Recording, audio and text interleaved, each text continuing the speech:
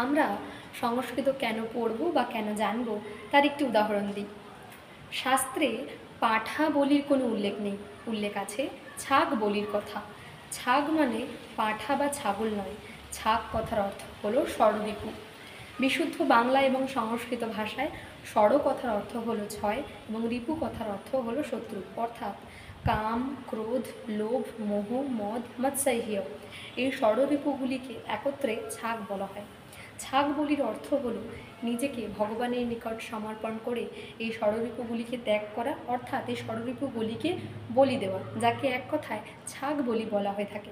কিন্তু দুঃখের বিষয়, শাস্ত্র না জেনে এইসবের প্রকৃত উদ্দেশ্য না বুঝে আমরা প্রতিদিন প্রতিনিয়ত নিরীহ প্রাণীগুলিকে হত্যা করে থাকি।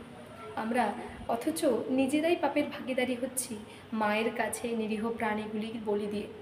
মা কখনোই তার সন্তানের বলি চান না বা তাতে খুশি হন না, কিন্তু আমরা ভেবে নিই যে মা বলিতেই খুশি, কিন্তু তা আসলেই নয়। বরং মা সেই পুজো গ্রহণই করেন না। মা হলেন পরম দয়াময়ী। তাই সংস্কৃত অধ্যয়ন করা অবশ্যই জরুরি, শাস্ত্র অধ্যয়ন করা অবশ্যই জরুরি। শাস্ত্র অধ্যয়ন না করে, সংস্কৃতের সঠিক মানে না বুঝে আমরা প্রতিনিয়ত সকলেই অশাস্ত্রীয় কর্ম করে চলেছি। তাই সংস্কৃত পড়ুন, শাস্ত্র পড়ুন। নমস্কার।